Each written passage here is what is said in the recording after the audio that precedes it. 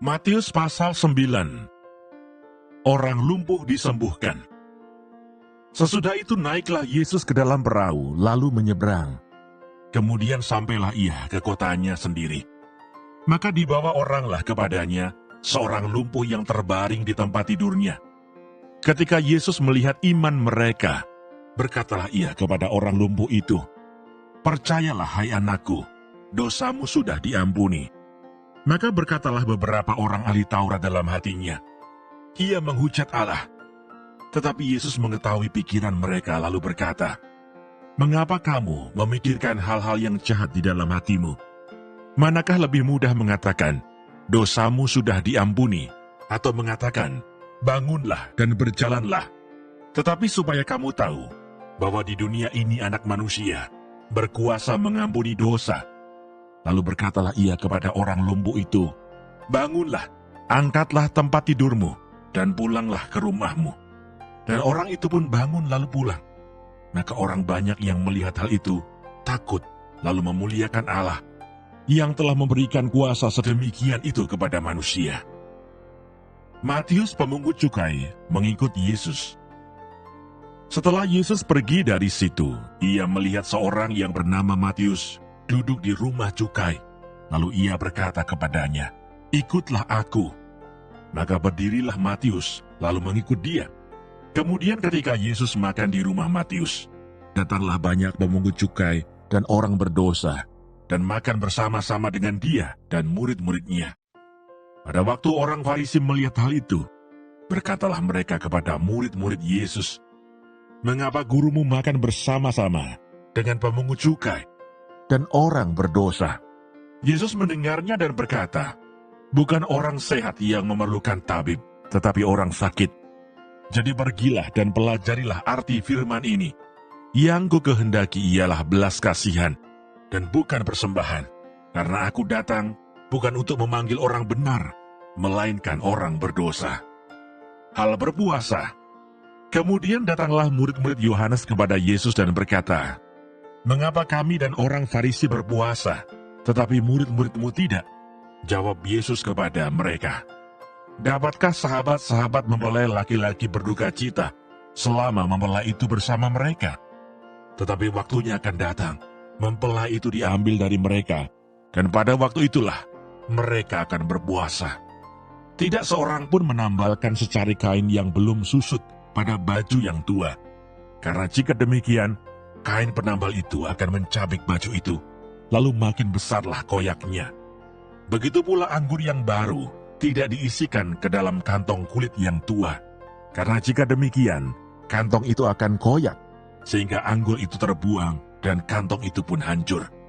Tetapi anggur yang baru disimpan orang dalam kantong yang baru pula, dan dengan demikian terpeliharalah kedua-duanya."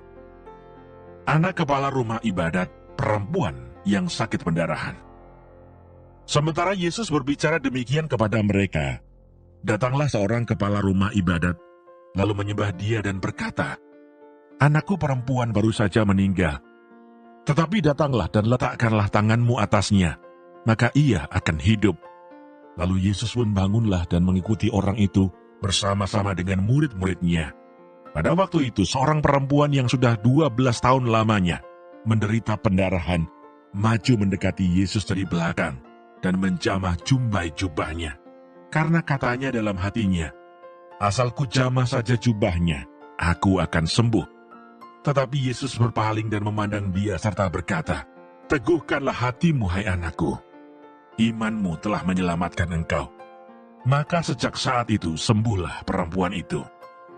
Ketika Yesus tiba di rumah kepala rumah ibadat itu dan melihat peniup-peniup seruling dan orang banyak ribut, berkatalah ia, "Pergilah, karena anak ini tidak mati, tetapi tidur." Tetapi mereka menertawakan dia. Setelah orang banyak itu diusir, Yesus masuk dan memegang tangan anak itu. Lalu bangkitlah anak itu. Maka tersiarlah kabar tentang hal itu ke seluruh daerah itu. Yesus menyembuhkan mata 2 orang buta.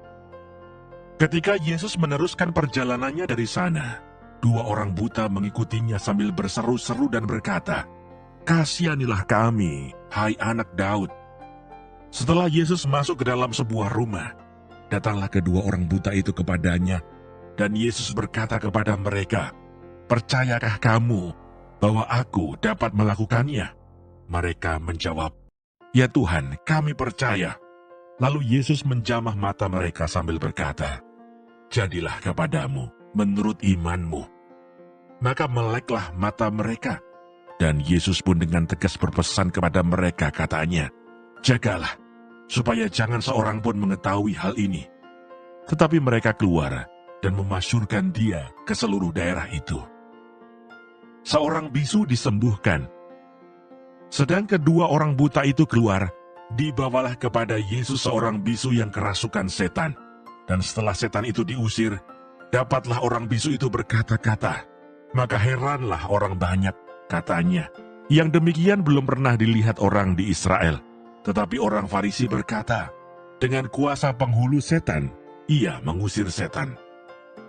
Belas kasihan Yesus terhadap orang banyak. Demikianlah Yesus berkeliling ke semua kota dan desa. Ia mengajar dalam rumah-rumah ibadat dan memberitakan Injil Kerajaan Surga, serta melenyapkan segala penyakit dan kelemahan. Melihat orang banyak itu, tergeraklah hati Yesus oleh belas kasihan kepada mereka, karena mereka lelah dan terlantar seperti domba yang tidak bergembala. Maka katanya kepada murid-muridnya, "Tuaian memang banyak, tetapi pekerja sedikit. Karena itu mintalah kepada Tuhan yang empunya tuaian, supaya ia mengirimkan pekerja-pekerja untuk tuaian itu."